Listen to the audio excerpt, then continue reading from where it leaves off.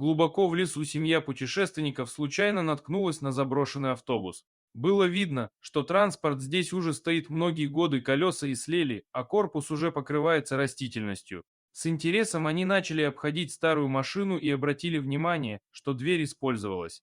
Стивен и его отец любили делать поездки в лес.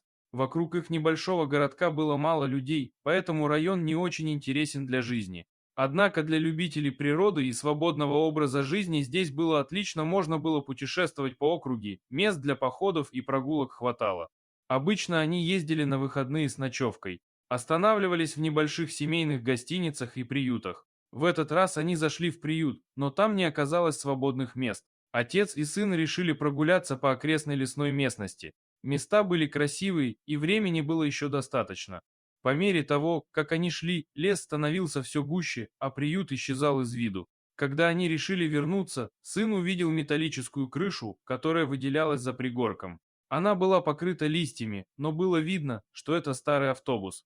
Они осмотрели его, металл уже подвергался воздействию времени, но дверь явно использовалась. Интересуясь, они заглянули внутрь и обнаружили, что проржавевшие стенки старого автобуса превратились в уютный дом, о котором городским можно только позавидовать.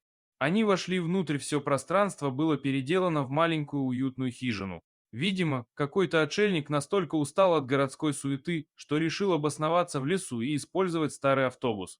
Мебель была достаточно скромной, но функциональной. Две кровати, прикрепленный к стене столик. Спальная зона была бережно отгорожена от гостиной с кухней шторкой. Там даже был душ и кухня, для подачи воды использовался внешний бак. Не было электричества, но что ожидать от такого летнего убежища? По возвращении в деревню, хозяин приюта рассказал, как старик превратил автобус в настоящую сказку в лесу. Просто замечательный подарок для тех, кто устал от городской суеты. Спасибо, что посмотрели данное видео. Мы стараемся для вас, подписывайтесь на канал, там вы найдете еще много интересного. А также поставьте лайк и не забудьте оставить комментарий.